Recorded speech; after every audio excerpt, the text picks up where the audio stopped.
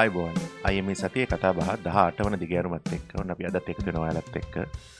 ඉතින් ගිය සතියේ අපි කරේ විශේෂ වැඩසටහනක් ඡායාරූප විචාරයටම වෙන් වෙලා. ඉතින් අද නැවත වතාවක් සුපුරුදු විදියටම සතියේ සාකච්ඡාව, සතියේ ඡායාරූප ශිල්පය, ඡායාරූප විචාරය සහ සතියේ ප්‍රශ්නයත් එක්ක අපි අදත් එකතු වෙනවා ඔයාලත් එක්ක.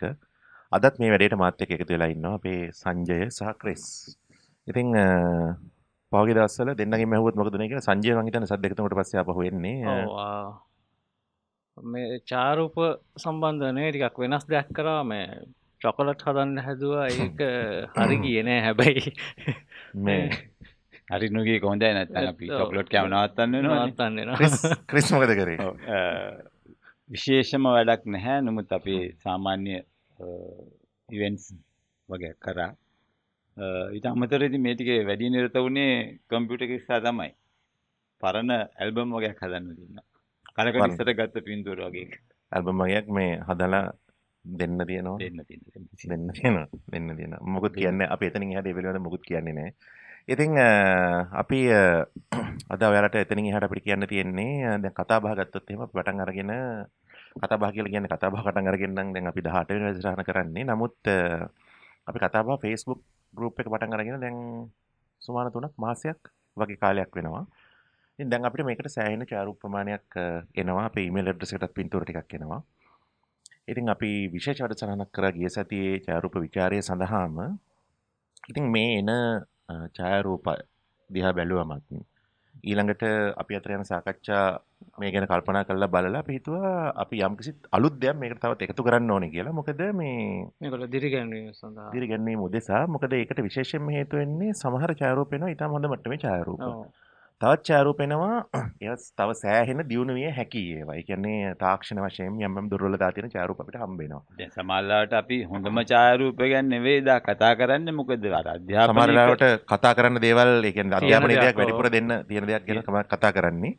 ඉතින් අපිට අවශ්‍ය මේ හොඳම පින්තූර ගන්න කට්ටිය තවත් එතනින් එහාට යවන්නත්. එතකොට තාක්ෂණ වශයෙන් දුර්වලතා තියෙන ඡායාරූප ගන්න අපේ මේ සමාජිකයෝ එතනින් තවත් ඉදිරියට ගන්නත් තමයි අවශ්‍ය වෙන්නේ.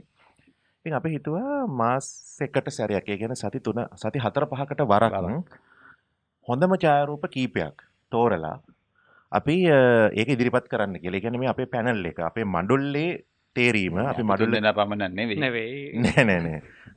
මොනවාද අපේ හේමන්ත අරුණසිරි මහත්මයා, වෛද්‍ය ආයස්මන්ත පීරිස් මහත්මයා, එතකොට හෙලි රාජකරුණ මහත්මයා, ජී හෙට්ටිආරච්චි මහත්මයා, මෙන්ඩිස් වික්‍රමසිංහ මහත්මයා අපි ඔක්කොගේම අනුදැනුමින් තමයි මේ ටික මේ සිද්ධ වෙන්නේ, එකතු වෙන්නේ. ඉතින් එහෙම කළා පින්තූර ටිකක් තෝරලා දැන් මෙන්න මේ ටික තමයි අපිට මේ දවස්වල ආපු හොඳම පින්තූර කියලා යම් සිදියකින් අපේ වෙබ්සයිට් එකේ හරි එහෙම නැත්නම් Facebook group එක හරහා ප්‍රකාශනයටපත් කරන්න. ඉතින් මේක තාම අපි සාකච්ඡා මට්ටමේ දාගෙන යන්නේ මේ අපිට ඔයාලට කිව්වා වුණාට හරියටම මේක මේ අපේ ෂේප් අප් වෙලා ආවයින් පස්සේ අපි කියන්නම් අපි මොකද්ද කොහොමද මේක එතනින් එහාට කරන්න පුළුවන් වෙන්නේ සහ ඒ 1 2 3 නැත්තම් පළවෙනි ස්ථානයේ එන පින්තූර වලට කොයි වගේ ඇගීමක්ද අපිට දෙන්න පුළුවන් කොයි වගේ දිරිගැන්වීමක්ද අපිට දෙන්න පුළුවන් කියන එක අපි ඉදිරියේදී කියන්නම්. එතකන් ඡායාරූපේ වීමට බාධාවක් නැහැ අපි කියන්නේ පින්තූර එවන්න. මොකද දැනට ආපු පින්තූරත් අපි පළවෙනි රවුම තෝරනකොට අපි ගන්න කියලා හිතාගෙන ඉන්නවා. ඊළඟ දේ තමයි අපේ පාඨමාලා කීපයක් ආරම්භ කරන්න ලෑස්ති කරලා තියෙනවා. ඊට අමතරව මේ දැන් අවුරුදු නිවාඩු වෙනවා. අවුරුදු නිවාඩුවේ අපි දරුවෝ ආරම්භ කළා. අවුරුදු 8 සහ 12 අතර දරුවෝ මේ මොනවද ඉලක්ක කළා. අපි හිතුවා පොඩි වර්ක්ෂොප් එකක් තියන්න කියලා. මොකද මේ දෙමව්පියෝ කීප දෙනෙක්ගෙන් ආපු ඉල්ලීම් කීපයක් නිසා. ඉතින් දැනට අදහස තියෙන්නේ අපි අප්‍රේල් 19 වෙනිදා උදේවරුේ මේක තියන්න කියලා. ඒ පිළිබඳ විස්තර අපි Facebook groups හරහා සහ වෙබ්සයිට් හරහා දරුවන්ට අවුරුදු තෑග්ගක්. ඔව්. මේ අපි දැනුම් දෙන්නම්. එතකොට කොහොමද ඒකට රෙජිස්ටර් වෙන්නේ කොහොමද? ඒ පිළිබඳ ගෙවීම් කරන්න අවශ්‍ය කොහොමද කියලා අපි දැනුම් දෙන්නම්. ඊට පස්සේ අපේ කෝසස් ගැන කියනවා නම් ඇඩ්වාන්ස් සර්ටිෆිකේට් ඉන් ෆොටෝග්‍රැෆි මේ 27 ආරම්භ වෙනවා ඉංග්‍රීසි මාධ්‍ය පාඨමාලාවක්.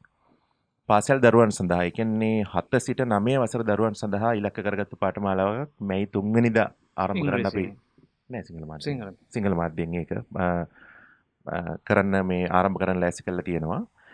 ඉතින් ඔය ටික තමයි අපේ මේ මොනවද ආයතන සම්බන්ධ නිවුස් කියන්න තියෙන්නේ. ඉතින් දැන් සතියේ සාකච්ඡාවට ඊළඟට යනවා නම් දැන් අපි මේ අධ්‍යයන ආරම්භ කරපු දා ඉඳලම අපි කතා කරා මේ කර්මාන්තය පිළිබඳව. එතකොට එතෙන්දී සැලකිලිමත් විය යුතු කාරණා මොනවද?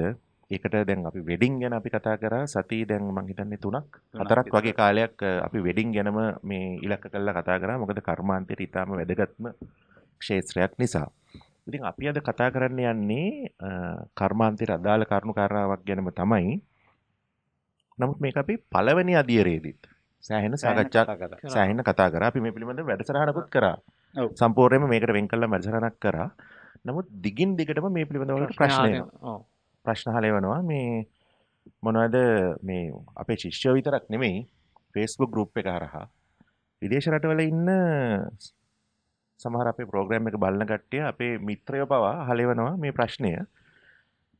කැමරාවක් ගන්නෙ කොහොමද කියන එක. ඉතින් අපි අද කතා කරන්න යන්නේ ආධුනිකයෙක් හැටියට කැමරාවක් ගන්නෙ කොහොමද කියන එකටත් වඩා කර්මාන්තයට අදාළ ලෙස. මොකද අපිට ආපු සමහර ප්‍රශ්න තමයි මේ මම ටික දවසක් දැන් මෙන්න මේ පොඩි කැමරාවක් පාවිච්චි කරා. මට දැන් වෙඩිමක් ගහන්න තියෙනවා. ඉතින් දැන් මොකද්ද ගන්න පාවිච්චි කරා? ඔව් 5300 එකක් ගන්නද 7200 එකක් ගන්නද 6D එකක් ගන්නද 70D එකක් ගන්නද වගේ ප්‍රශ්න 5D Mark 3 එකක් ගන්නද වගේ ප්‍රශ්න ගොඩක් අපිට එනවා. ඉතින් එතෙන්දී අපි මේ මෙවලම කර්මාන්තයට අදාළව බලපාන්නේ කොහොමද? මොකද මේක මෙවලමක්නේ. මේ මෙවලම හරහා අපි දෘශ්‍ය ප්‍රකාශනය නිර්මාණය කරනවා. ඒතරේ දෘශ්‍ය ප්‍රකාශනය නිර්මාණය කිරීම සඳහා අවශ්‍ය මෙවලම අපි කොහොමද තෝරගන්නේ කියන එක අපි කතා කරන්න තීරණය කරා, සාකච්ඡා කරන්න තීරණය කරා. ඉතින් එතකොට ඒක වෙන විදිහකට කිව්වොත් වෙඩිමක් ගන්න හොඳ මොකද්ද කැමරාව? ලෑන්ඩ්ස්කේප් ගන්න හොඳ කැමරාව මොකද්ද? වයිල්ඩ් ලයිෆ් ගන්න හොඳ කැමරාව මොකද්ද? එතකොට දැන් ඔය මිලානුව ඔව් එතකොට දැන් 50000ට නැත්නම් 75000ට තියෙන කැමරාවෙන් වෙඩින් ගහන්න බැරිද? ගැහුවොත් වදින්නේ නැද්ද? වගේ කරුණු කාරණා කීපයක් පිළිබඳව අපි කතා කරන්න මේ තීරණය කරා. වීලු කරන එක පැත්තකින් තියලා දැන් අපි හිතුවේ කැමරාවට මොනවද ඒකට කියන්නේ කැමරාවටම අපේ සම්පූර්ණ අවධානය යොමු කරන්නේ නැතුව කැමරාවෙන් අපි හදන්නේ දෘශ්‍ය ප්‍රකාශනයක් නේ. ඒතකොට මෙන්න මේ හදන පින්තූරේ තියෙන්න ඕන ගති ලක්ෂණ මොනවද?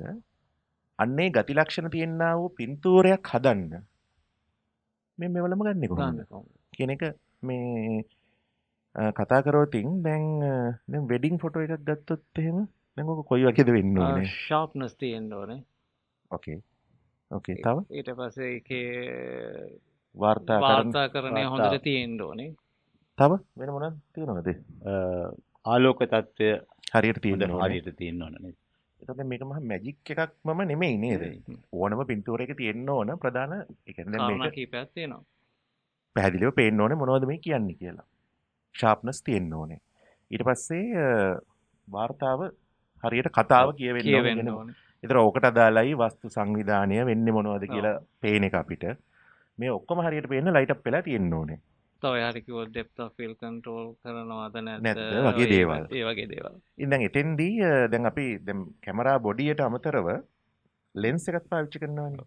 හැබැයි මේ ලෙන්ස් එක ගත්තොත් එහෙම මේ ලෙන්ස් එක ඕන කැමරාවකට හයි කරන්න පුළුවන් නේද? ඔව් දැන් මේ ලොකු පොඩි කියලා නෑනේ. ඔව්. ඒ වර්ගයේ ඒ වර්ගයේම නම් ඒ කැමරාවකට හයි කරන්න පුළුවන්. නිකෝන් නම් නිකෝන් කැමරාවට හයි කරේ. බොහෝ ඒවා. ඒ කියන්නේ SLR නම්. ඔව්.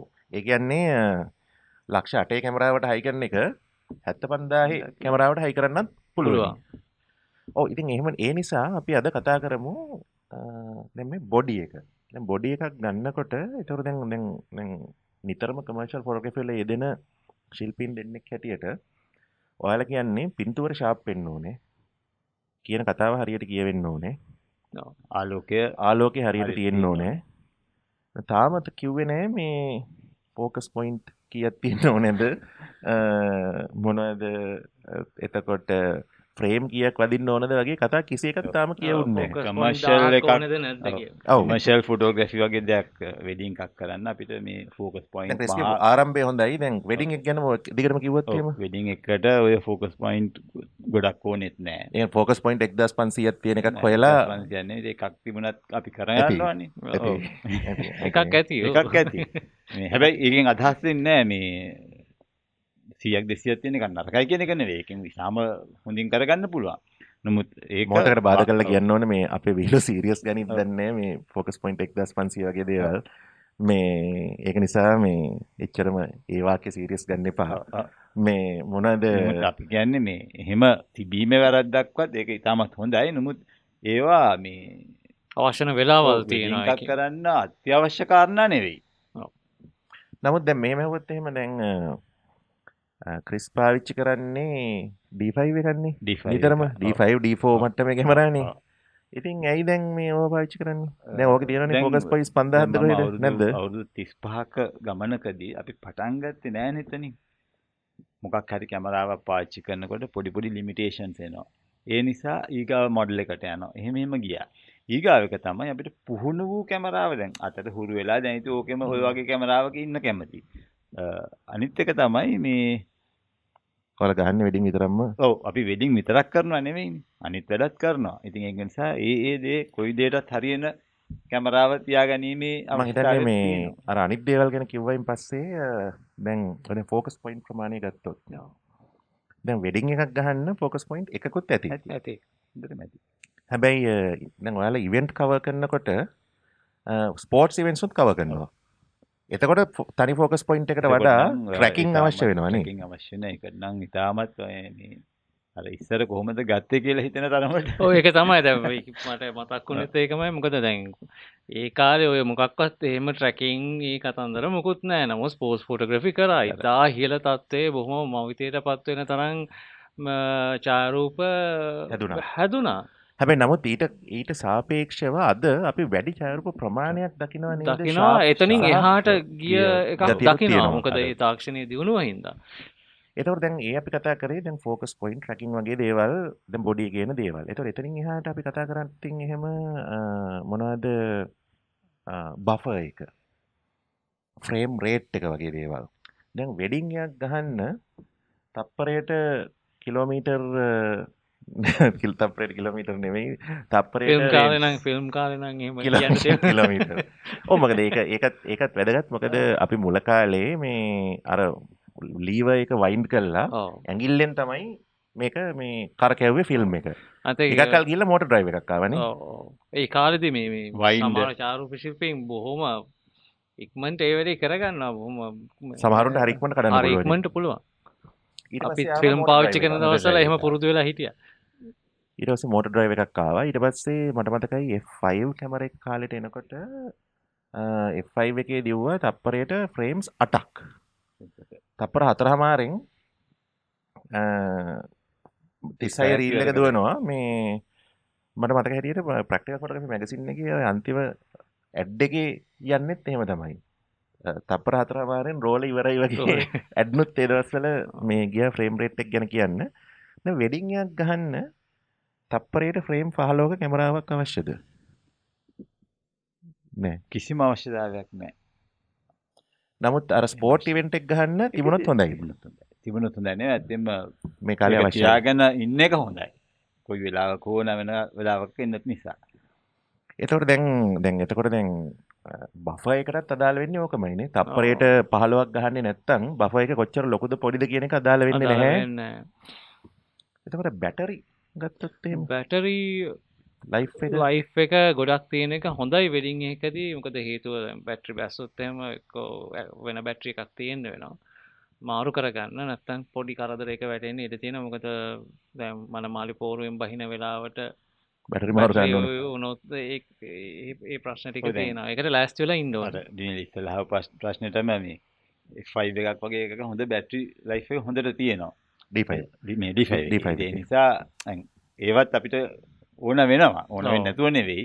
මේ හැබැයි හැමතිස්සෙම අපි පාවිච්චි කරන උපකරණයේ දිගපළල මොකද්ද කියලා දැනන් ඉඳියම ওই ප්‍රශ්නේ නෑ. බැටරි බහින ඉන්ඩිකේටර් තියෙන ඒක බලන්න ඕන. පෝරුවට නගිනකොට අලුතෙන් එකක් දාගන්න ඕනේ. එහෙම ගියාම ඔය දැන් ප්‍රශ්නේ මේ නෑ. මොනවද ෆිල්ම් කාලෙත් එහෙම ඔව් අනික තමයි මේ මොනවද බැටරි ලයිෆ් එක ගැන කිව්වොත් එහෙම අපි ඉලෙක්ට්‍රොනික view finder එකක් තියෙන කැමරාවක් පාවිච්චි කරනවා නම් හරි නැත්නම් live view පාවිච්චි කරනවා නම් දෙකම එකයි. live view කියන්නේ ඉලෙක්ට්‍රොනික view finder එකක්. නැත්නම් EVF තියෙනවා දැන් ඔය mirrorless cameras වල මමත් පාවිච්චි කරනවා mirrorless Olympus camera එකක්.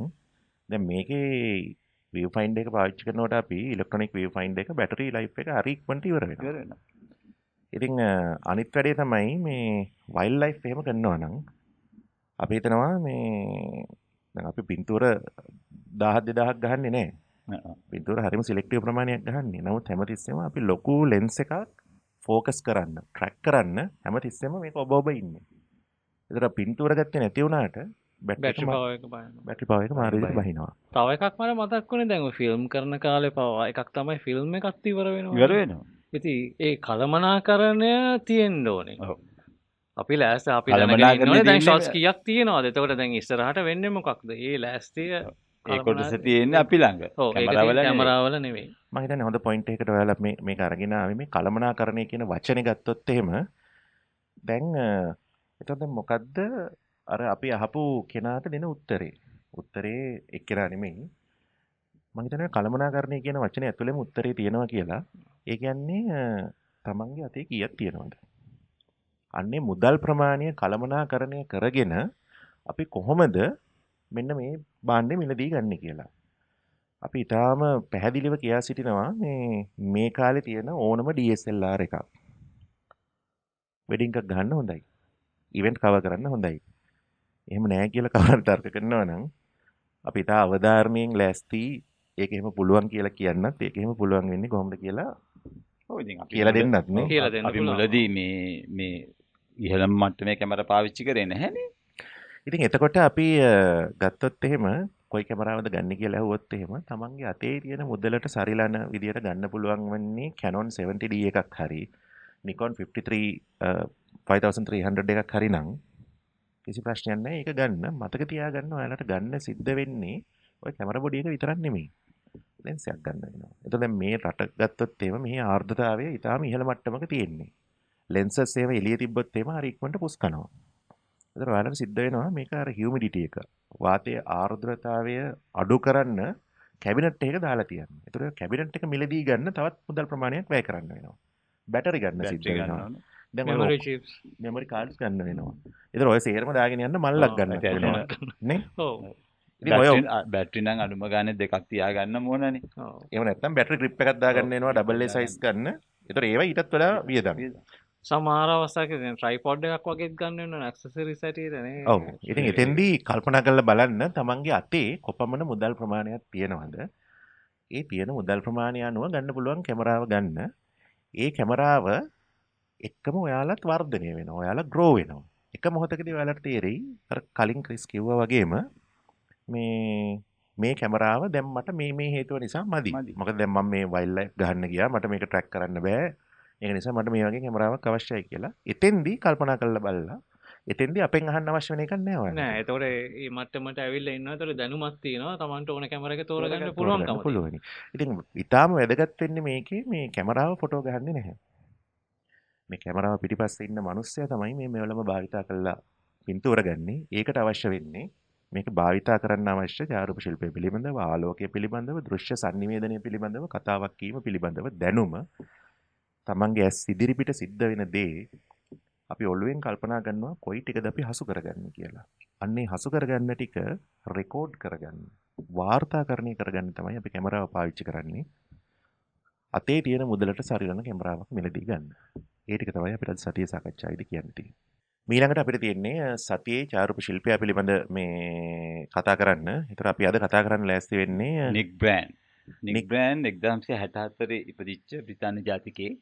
වැඩිපුර ජීවත් වෙන්නේ වැඩිපුර ජීවත් වෙන්නේ අප්‍රිකාවෙත් වනසතුන් හෝ කපා දමන ලද කැලෑ ආශ්‍රිත පින්තූර තමයි අපිට ඕකෙන් දකින්න ලැබෙන්නේ.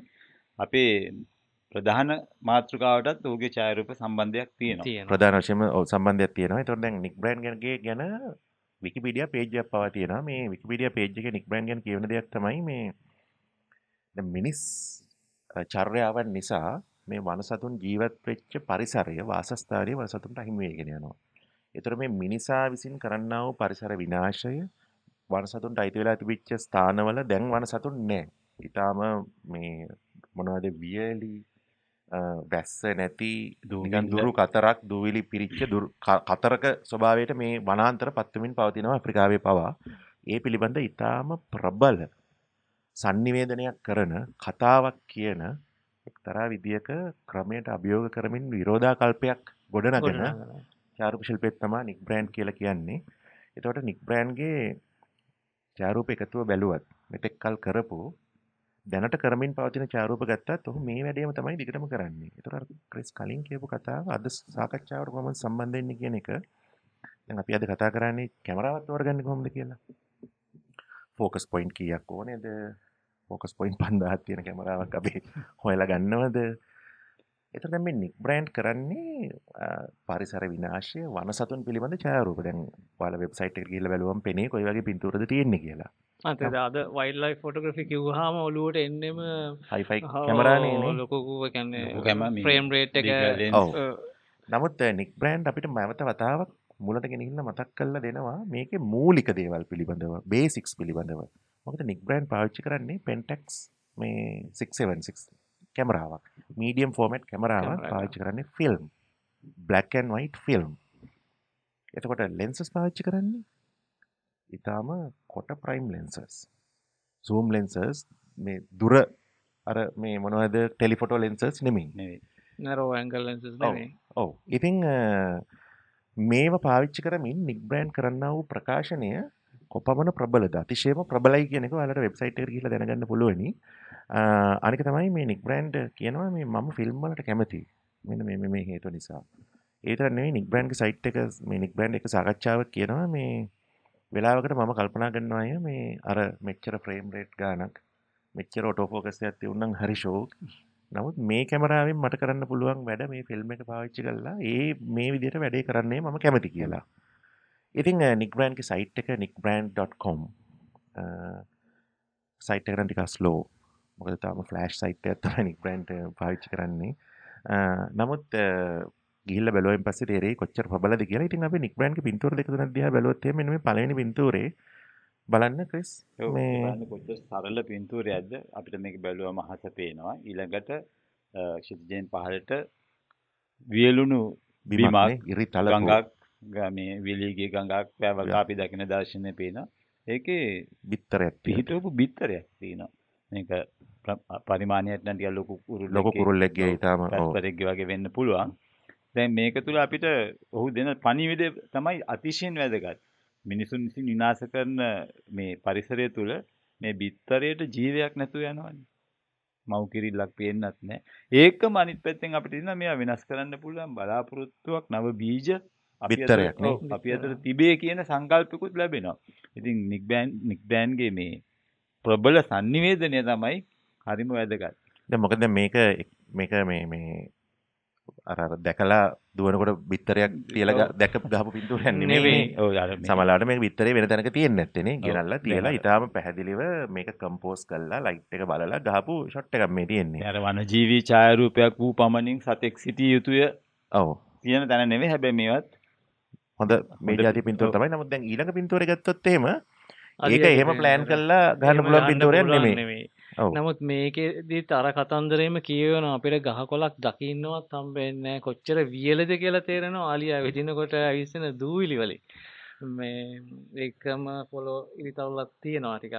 ගහකොළක් පේන්න නැහැ නේ. දැන් ආලියට වෙන දේ ගැන හිතා ගන්න පුළුවන්. ආලියා ශාක භක්ෂකෙක්. I think එතනදී ඒ කතන්දරේ කියවෙනවා. ඊට ප්‍රබල ලෙස කියවෙනවා. දැන් ඊළඟට දැන් බලන්න මේ අපි ඊළඟට පෙන්නන්නේ මේ මොනවද මේ චීටලාගේ පවුලක් ඉන්න පින්තූරේ.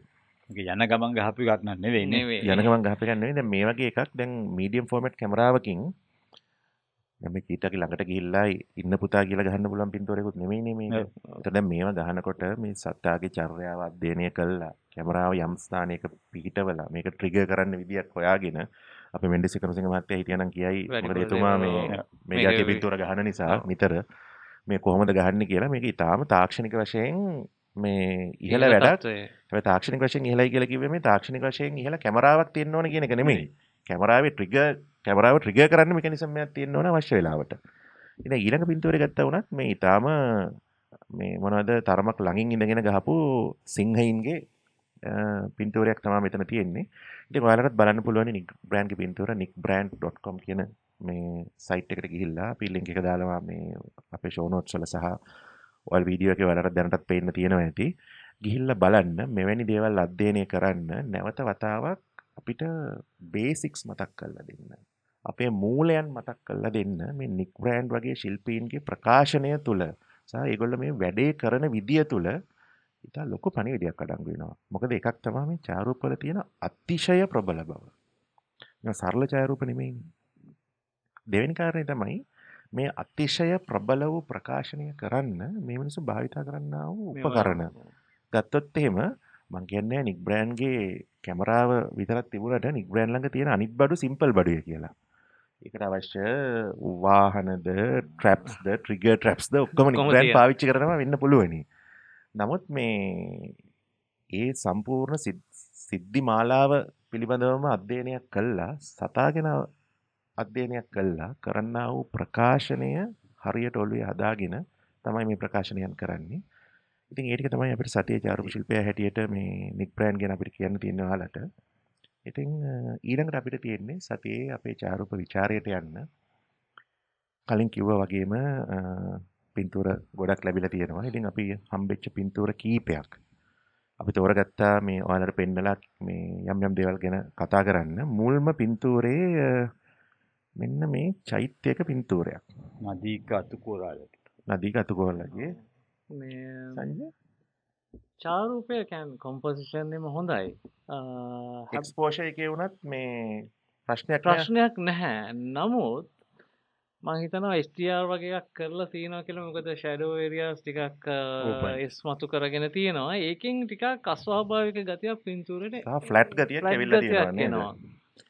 මේකෙන් කියන්නේ HDR කරන එක නරකයි කියන එක නෙවෙයි. නමුත් සමහර පින්තූරවලදී ඒක ඕනට වැඩිය කරාම ඒකේ අස්වාභාවික ගතිය හින්දා ඒ පින්තූරේ තියෙන ආශ්චර්ය නැතු යනවා. ආලෝකයේ සහ අඳුර අතර තියෙන පරාසය අනුපාතයනේ.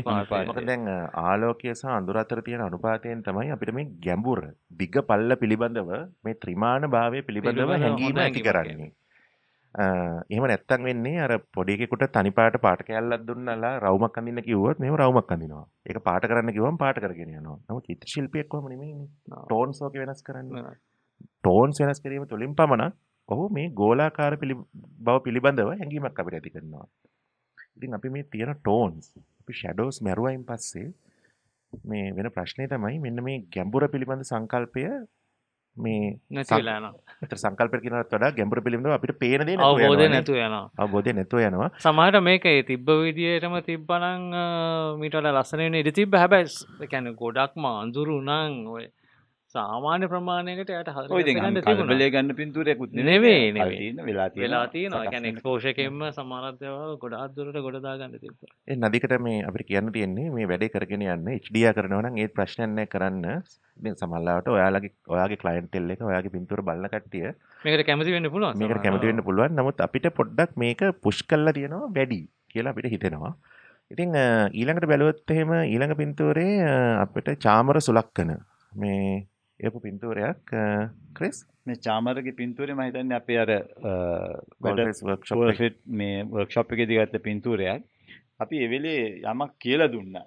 මේ ඇන්ගල් එක වෙනස් කරන්න, පොඩ්ඩක් පහළට එන්න, නිසි තැනට යන්න. ඒකට ඒ අනුව බලනකොට ඔහු මේ ඡායාරූපය ඉතාමත් හොඳින් කරලා තියෙනවා. මේ ස්ථානය ගැන මේ ඡායාරූපය ඇතුලෙන් කියවෙනවා. ඒකම එක්ස්පෝෂර් එක හොඳ මට්ටමක තියෙනවා. එතකොට මේ ඡායාරූපය සඳහා සුදුසු මොහොත, නිවැරදි මොහොත තෝර ගැනීමත් ඉතාමත් හොඳින් කරලා තියෙනවා. දැන් කපුටාගේ පිහිටවීම වුණත් අරන්ට එක්සයිස් කරන මිනිස්සයාගේ කකුල එතනින් යනකොටම කපුටෙක් ඇවිල්ලා තියෙනවා. හරියට ඒ වෙලාවේ ක්ලික් කරලා තියෙනවානේ. මොකද දැන් කපුට තව පොඩ්ඩක් ඉස්සරහට ආවනම් මේ ඉම්පැක්ට් එක නෙමෙයි මේ පින්තූරෙන් එන්නේ. ඔව්. ඉතින් ඇත්තෙන්ම ඉතාමත් මේ හොඳ පින්තූරයක්. මේ පොඩ්ඩක් අයිනෙන් ක්‍රොප් වුණා නම් අයින කිව්වේ ක්‍රිස් දකුණු පැත්තේ අයිනෙන් ක්‍රොප් වෙලා අර පොඩි අර මොකද්ද පොඩි අර එහා පැත්තේ මට මොකද්ද කියලා නම් හරියට තේරෙන්නේ අර කකුල් දෙක මොකක් හරි පොඩි මොකක් හරි එකක් දෙයක් තියෙන. තියෙනවා. අන්න ඒක අවශ්‍ය නෑ අවශ්‍ය නේද? නෑ මේ චාරුපේට. චාරෝපයට පහලිනුත් පොඩ්ඩක් අයින් වුණා නම් හොඳයි. මේ හොඳයි. නමුත් හැබැයි ඉතාමත් සිත් ගන්න සුළු චාරුපයක් නේද? ස්ථානීය ගැන හොඳ හොඳ කතාවක් කියවෙනවා. එතන වෙන්නේ මොනවද? එතන චාරුප ශිල්පියෙක්ට විචාරකයෙක්ට විතරක් තේරෙන්නේ නෙවෙයි. ඕන කෙනෙක් දැකපු හැටි ඒක ඉම්පැක්ට් එක තියෙනවා. තේරෙන්න ඕන ඒ කියන්නේ හොඳ චාරුපයක්. සංනිවේදනය කරන්න ඕන. කරන්න ඕන. සංවේදනය කරන්න ඕන. ඔව්. ඊළඟට ගත්තොත් එහෙම අපිට පින්තූර කීපයක් තියෙනවා. මේ ඊළඟට තියෙන පින්තූරේ මොහාන් ගුරුසිංහ අපිට එවපු ඒත් මං හිතන්නේ අපේ එතනමයි. වර්ක්ෂොප් එකේ මං හිතන්නේ අර කකුල් දෙක උඩ තියාගෙන ඉන්න අර උඩ ඉන්න ක්‍රීඩකයාමද කියලා හිතනවා මේ ඉන්නේ ගෝල් ෆේස් එකේ. එතනම ගත්ත පින්තූරයක් මං හිතන්නේ වර්ක්ෂොප් එක දවසේම එක්ස්පෝෂර් එක නම් චූට්ටක් අන්ඩ වෙලා මේ වෙලාද කියලා මොනවද මේ පොඩ්ඩක් මේ පෝස් ප්‍රොසෙසින් වලින් හදලාද කියලා හිතෙනවා. නමුත් මේකේ වස්තුන්ගේ පිහිටවීම කැමරා කෝණය එතන මේකේ පර්ස්පෙක්ටිව් එක මේ වයිඩ් ඇන්ගල් ලෙන්ස් එකක් අරගෙන මේ පුද්ගලයා ළඟට ගිහිල්ලා පහළ කෝණයකින් මේ පුද්ගලයා මෙතන පිහිටවන විදිය පුද්ගලයාගේ හැඩතලයකින් මතුවන හැටි ඊට සාපේක්ෂව පිටිපස්සේ තියෙන මේ බිල්ඩින්ග්ස් එහෙම ස්ථානගත වෙන හැටි මේ සියල්ලගේම ඊටාම ප්‍රශස්ත වස්තු සංවිධාන මට්ටමක් තියෙනවා. අනිත් එක වයිඩ් ඇන්ගල් ලෙන්ස් එකෙන් අපි ගන්නකොට දන්නවා පොඩි ඩිස්ටෝෂන් එකක් එනවා. ඒක එක්ක පෝස්ට් ප්‍රොසෙසින් වලින් හරි නැත්නම් වටේ ක්‍රොප් කරලා හරි අයින් කරලා හදාගෙන තියෙනවා. හදලා තියෙනවා. ඒකත් මම හිතනවා මේ ඊටාම හොඳයි. ඉතින් ඡායාරූපේ ඊටාම ප්‍රශස්ත මට්ටමක් තියෙනවා. මේ එක්ස්පෝෂර් වලින් මම හිතන්නේ මීට වඩා පොඩ්ඩක් මේක මීටත් වඩා එක්ස්පෝස් කරන්න තියුණා කියලා මට හිතෙනවා. ඒක හිතෙන ප්‍රධාන හේතුව තමයි මේ අපිට මේ ටී-ෂර්ට් එකේ පේන සමහර දේවල් ඔව් මේ ඩීටේල් නැති තැන් වගේ ටිකක් මතුවලාද කියලා හිතනවා. අපි කියන දේ හරි වෙන්නත් පුළුවන් වැරදි වෙන්නත් පුළුවන්. මොකද ඒක ඉතින් සමහරවිට අර ඔරිජිනල් රෝ ෆයිල් එක බලලා තමයි තීරණය කරන්න ඕනේ. අපිට ඒවල තියෙන බ්ලැක් ඇන්ඩ් වයිට් එක බැලුවම හිතන දේ තමයි අපි කිව්වේ. ඉතින් ඊළඟට අපි හිතුවා මේ පින්තූර කීපයක් ඇවිල්ලා තියවිච්ච දෙක තුනක් එක ඉක්මනට පෙන්වන්න. පළවෙනි පින්තූරය තමයි මේ ගෝල් ෆේස් එකේම ගත්ත නිරංජන් විදුරංගගේ පින්තූරේ. දෙවෙනි පින්තූරය තමයි සසින්දු පමුදිත එවපු මේ ඒත් ගෝල් ෆේස් එකේම මම හිතන්නේ අපේ වර්ක්ෂොප් එකේ දවසේද කියලා ප්‍රශ්නයක් එනවා. වෙන්න ඉඩ තියෙනවා ගත්ත පින්තූරේ. ඊළඟට සමන්ත වත්තේ ගෙදර එවපු මේ රතු පාට ලයිට් හවුස් එකක පින්තූර එකක් වගේ නේද? ඔව්. ඉතින් මේ පින්තූර තුනම ගත්ත මේ නිරංජන්ගේ පින්තූරේ ගත්තොත් එහෙම මෙන්න මේක. මේකේ මේ ළමයි දෙන්නෙක් පාපන්දු ක්‍රීඩාවේ යෙදෙන පින්තූරයක්. මේක වාර්තාකරණ ඡායාරූපයක් හැටියට මේ ගෝල් ෆේස් එක ගැන හොඳ කතාවක් මේකෙන් කියවෙනවා. මම කියන්නේ මේක මේ ඊටාම ලස්සන පින්තූරයක් කියලා. නමුත් මේකේ ප්‍රකාශනය ප්‍රබලයි මේ ඡායාරූපේ. නමුත් මේක තාක්ෂණික වශයෙන් හරිම දුර්වලයි. මොකද මේ අපේ සබ්ජෙක්ට් එක මේ ළමයි දෙන්න ඉන්න තැනට ફોකස් වෙලා නැහැ, ෂාප් නැහැ. එම් ප්‍රශ්න ගොඩක් මේ පින්තූරේ තියෙනවා. ඉතින් ඒ පිළිබඳ සැලකිලිමත් වෙන්න. මොකද දැන් මේක ටිකක් ලොකු කළා මැගසින් එකක දාන්න අවශ්‍ය නම් සමහරවිට කරන්න බැරි වෙනවා. මොකද දැන් සමහරවිට ගෝල් ෆේස් එක ගැන කතාවක් කියන්න අවශ්‍ය පින්තූර මාලාවක සීරීස් එකක එක ඡායාරූපයක් වෙන්න පුළුවන් මේකට. නමුත් ඒ වැඩේට මේක පාවිච්චි කරන්න බැරුව යනවා මේ අර මේ තාක්ෂණික වශයෙන් තියෙනා වූ අවුල නිසා. ඊළඟට සසින්දුගේ පින්තූරේ ගත්තා වුණත් සසින්දුගේ පින්තූරෙත් ඉතින් වස්තුන් ඒ කියන්නේ මේ පුද්ගලයන් දෙදෙනෙක් එක්කෙනෙක් බංකොඩ වාඩිලා ඉන්නවා අනිත් එක්කෙනා ඈතින් යනවා.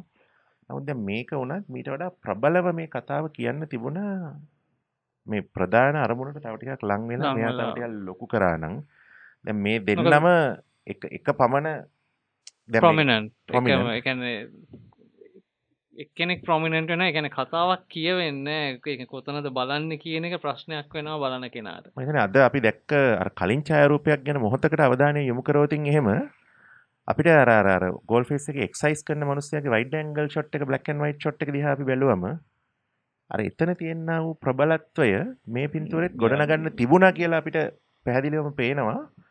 මේ අදාළ ස්ථානයට ස්ථානගත වුණා නම්. ඉතින් ඊළඟට සමන්ත වත්තේ ගෙදරක පින්තූරේ ගත්තා වුණත් සමන්තගේ පින්තූරේ මම හිතන්නේ විදේශයකදී ගත්ත ස්නැප්ෂොට් එකක් වගේ එකක් වෙන්න ඕනේ රතු පාට ලයිට් හවුස් එක. ඉතින් මේකේ අන්තර්ගතය ගැන කතා කරන්න කලින් මේකේ එක්ස්පෝෂර් එක අහස එක්ස්පෝෂර් එක සහ මේක ආපු විදිය ඊටාම මේ වැරදි. මොකද ටිකක් ඕවර් එක්ස්පෝස් වෙලා තියෙනවා එක පැත්තක්. සංස්කෘතිකර්ම සුදු වෙලා ගිල්ල. සම්පූර්ණයෙන්ම පැත්තක් සුදු වෙලා ගිහිල්ලා තියෙනවා. ඉතින් අපිට සතියේ ඡාරූප ගැන ඒ ටික තමයි අපිට අද කතා කරන්න තියෙන්නේ. අපිට ඊළඟට තියෙන්නේ සතියේ ප්‍රශ්නයට යන්න.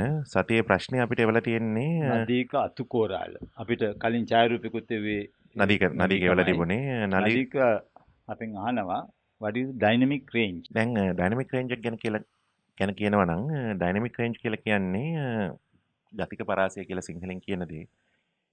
එතකොට මේ ගතික පරාසය ඩයිනමික් රේන්ජ් එක ෆොටෝග්‍රැෆි වලට විතරක් අදාළ දෙයක් නෙමෙයි. අපි සවුන්ඩ් ගත්තත් එහෙම නැත්නම් මොනවද අපි ඡායාරූප ශිල්පෙටම අදාළ වෙන ආලෝකය ගත්තත් මේ ගතික පරාසය අපි ගැන අපි කතා කරනවා. අපි කැමරාවේ ගතික පරාසය ගැන කතා කරනවා. ඒතර අපි සීන් එකේ තියෙන ගතික පරාසය ගැන කතා කරනවා. දැන් මොහොතකට හිතන්න මම සංජයගේ පින්තූරයක් ගන්නවා මෝදු වෙරළ ඉඳගෙන කියලා. ඉර බයිනවා මගේ පිටිපස්සේ. සංජයට පිටිපස්සෙන්. ඒතර මම එක්ස්පෝෂර් රීඩින්ග් එකක් ගන්නවා පිටිපස්සේ අහසේ. ඒතර අපි යම් කිසි වැලියු එකක් එනවා. දැන් ඔය ගොඩාක් බ්‍රයිට් නේ. දැන් සංජය ඉන්නේ මේ ඉරට පිටුපාලා. සංජයගෙන් මොනවද එක්ස්පෝෂර් රීඩින්ග් එකක් ගත්තයින් පස්සේ ඊට වඩා ගොඩාක් අඳුරු පැත්තට ගිහිල්ලා තියෙනවා. ඒත් දැන් ඔය දෙක අතර අන්තරය තමයි මේ සීන් එකේ තියෙන ගතික පරාසය. සංජයගේ මූණට වැටෙන ආලෝකය ගොඩාක් අඩුයි. ඒතර ඒ වගේ කී ගුණයක් ආලෝකයක් තියෙනවද අහසේ. ඔන්න ඕක තමයි ගතික පරාසය කියලා කියන්නේ. ඕක සීන් එකේ ගතික පරාසය. එහෙම නැත්නම් අපේ දර්ශනයේ ඩයිනමික් රේන්ජ් එක. නමුත් දැන් අපේ කැමරාවට පුළුවන් ද ඩයිනමික් රේන්ජ් එක අල්ලන්න? දැන් අපි දැනට තියෙන මොඩර්න් කැමරාස් ගත්තොත් එහෙම මේවට ස්ටොප්ස් 10ක් 11ක් 12ක් 15ක් අතර ප්‍රමාණයකට යන්න පුළුවන්. අපි පරණ ෆිල්ම්ස් ගත්තොත් එහෙම මේවට පුළුවන් ස්ටොප්ස් 3-4ක ඉඳලා උපරිම 7ක් දක්වා ප්‍රමාණයකට යන්න තමයි. අපි ඒ කාලේ පාවිච්චි කරා Fuji Superia නේද සංජය? සුපරියා මටත් මතකයි. Superia කියලා ෆිල්ම් එකක්. ඕකේ ඩයිනමික් රේන්ජ් එක ස්ටොප්ස් 7ක් විතර තිබුණා. ඒතර ඒ කියන්නේ අර කළු වල ඉඳලා සුදුම වලට යන්න කී ගුණයක් ආලෝකය ස්ටොප්ස් කීයකින් යන්න පුළුවන්ද? දැන් ඔයාලා දන්නවා ඇති අපි ෆොටෝග්‍රැෆි වලදී ආලෝක ප්‍රමාණය ගැන කතා කරන්නේ ස්ටොප්ස් වලින්නේ. එක ස්ටොප් එකකින් ඉඳන් අනිත් ස්ටොප් එකට යනකොට එක්ක ආලෝක ප්‍රමාණය දෙගුණයක් වෙනවා නැත්නම් භාගයක් වෙනවා යන දිශාව අනුව. ඉතින් මොනවද ස්ටොප්ස් 7ක් තිබිච්ච එකෙන් අර දැන් අර සුදු සහ කළු දෙකම එක ෆ්‍රේම් එකේ අල්ලගන්න මේ ගතික පරාසය හරිම වැදගත්. වෙඩින් ෆොටෝග්‍රැෆර්ස්ලාම හරි කැමතියි. ඒතර අපි පාවිච්චි කරපු ක්‍රෝම් ෆිල්ම් එකක් එහෙම ගත්තොත් එහෙම ඒ කියන්නේ පොසිටිව් ෆිල්ම් එකක් ගත්තොත් ස්ටොප්ස් 4යි නැත්නම් 5යි. දැනට තියෙන කැමරාස් ගැන හොඳම මේ මොනවද ඩයිනමික් රේන්ජ් එක ගැන ටෙස්ට් කරන්නේ DxO. මොකද මේ DxO කියලා කියන්නේ කැමරා බැක්ස් හදන ඒ වගේම DxO software එක ක්‍රියේට් කරන raw converter එක හදන කම්පැනි එක. මේගොල්ලෝ ඩිග්නි තියෙනවා DxO labs. එහෙම නැත්නම් DxO mark වෙබ්සයිට් එක කරා තමයි මේ රිසල්ට්ස් ඔක්කොම පබ්ලිෂ් කරන්නේ. දැනට ලෝකේ තියෙන පිළිගත්ත හොඳම දත්ත තියනවා කියලා කියන වෙබ්සයිට් එක මෙතන තමයි. එතන මේ අපි ඔයාලට දාලා තියෙන මේ ලින්ක් එක. දැන් මෙතෙන්ට ගිහිල්ලා බැලුවොත් එහෙම මෙතන මේ කැමරා ලිස්ට් එකක් තියෙනවා. දැන් මේක බැලුවෙන් පස්සේ මෙතන තියෙනවා කැමරා වලට ඒගොල්ලෝ එක එක ලකුණු දීලා තියෙනවා. Overall score. දැන් මේ ඇවිල්ලා එක එක කොටස යටතේ රූප සුන්දරී තරංගය වගේ එක එක කොටස යටතේ එක එක කෑල්ලට කොච්චර ලකුණු හම්බෙලාද කියන එකෙන් කවුද දිනුවේ කියලා දාලා තියෙනවා. දැන් මෙතන දාලා තියෙනවා ඔයාලට පේනවා ඇති පෝර්ට්‍රේට්. දැන් මේ පෝර්ට්‍රේට් කියන්නේ මේ කලර් ඩෙප්ත් එක. මේක ඩයිනමික් රේන්ජ් එක නෙමෙයි. මේ ලෑන්ඩ්ස්කේප් කියලා මේගොල්ලෝ මෙතන දාන්නේ මේක තමයි ගතික පරාසය. ඒතර දැනට තියෙන කැමරා වලින් DSLR සහ mirrorless කැමරාස් වලින් මාකට් එකේ තියෙන අපි දන්න කැමරා ගත්තොත් එහෙම. මොකද මීඩියම් ෆෝමැට් කැමරාවක් දෙකක් තියෙනවා මීට වඩා ඉහළ ගතික පරාසයක් තියෙන. වීඩියෝ කැමරාස් තියෙනවා. දැන් රෙඩ් කැමරාස් ගත්තොත් එහෙම ස්ටොප්ස් 15යි දශම ගානක ගතික පරාසයක් තියෙන කැමරාස් තියෙනවා. සමහර ඩිජිටල් බැක්ස් තියෙනවා ලීෆ් ස්ටොප්ස් මොනවද 15කට කිට්ටු ගතික පරාසයක් තියෙන. නමුත් අද ඇවිල්ලා මේ අපි රෙකෝඩ් කරන්නේ 2017 අප්‍රේල් 3 වන සඳුදා. අද මේ වෙලාවේ මේ වෙබ්සයිට් එකට අනුව ලෝකේ තියෙන ඉහළම ගතික පරාසයක් තියෙන කැමරාව තමයි අර මම කලින් කිව්වට අමතරව අපි සාමාන්‍යයෙන් පාවිච්චි කරන කැමරා අතරින් Nikon D810 කියන කැමරා එක. ඒකේ ගතික පරාසය ස්ටොප්ස් 14.8ක් ඩයිනමික් රේන්ජ් එක. ඒතර දෙවනුව දෙක තමයි Pentax K1 එක. ඊළඟට Nikon D7200 කැමරා එක. ඒකේ 14.6ක්. D750 එක ඊළඟට Nikon 14.5ක්. Nikon D800 එක දැන් අරුදු 8ක් විතර පරණ කැමරාවක්. ඒක ඊළඟට D610 D800E කැමරා එක තියෙනවා. ඊළඟට එනවා Sony Cybershot පොඩි කැමරාවක්.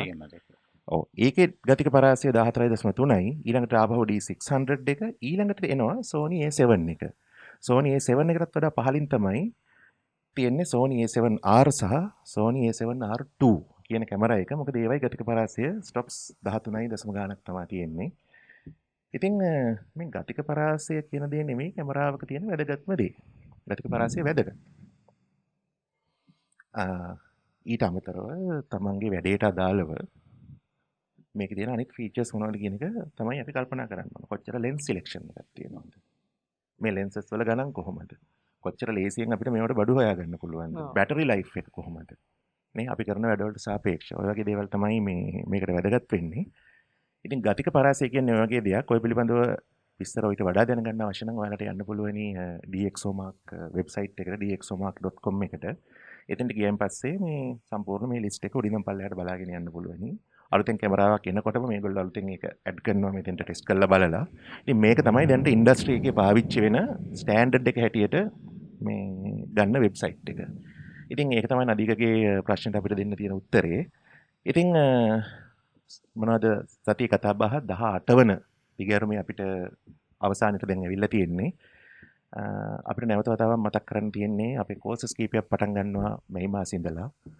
මේ මාසේ අප්‍රේල් මාසේ 19 වෙනිදාම දරුවන් වෙනුවෙන් පොඩි වර්ක්ෂොප් එකක් තියන්න අපි ලෑස්ති කරලා තියෙනවා. ඊට අමතරව ඔයාලා නිතර අපෙන් අහලා යනවා වීඩියෝග්‍රැෆි ගැන. ඒතකොට වීඩියෝග්‍රැෆි පාඨමාලාවන් අපේ වීඩියෝග්‍රැෆි ඩිපාර්ට්මන්ට් එකම අපි ආරම්භ කරන්න ලෑස්තිලා ඉන්නවා මේ අවුරුද්දේ අන්තිමට. මොකද අපේ කෝසල මකුළුළුව මහත්මයා මේ පිළිබඳව මේ වැඩ කටයුතු ගොඩාක් කරගෙන යනවා මේ දවස්වල මේ සිලබස් හැදීම, කෝස් එක ඩෙවලොප් කිරීම වගේ අදාළ කරුණු කාරණා කීපයක් ගැන. ඉතින් ඒ ටික තමයි අද කියන්න තියෙන්නේ. අපිට ඉතින් දැන් සමුගන්න වෙලාවයි ඇවිල්ලා තියෙන්නේ.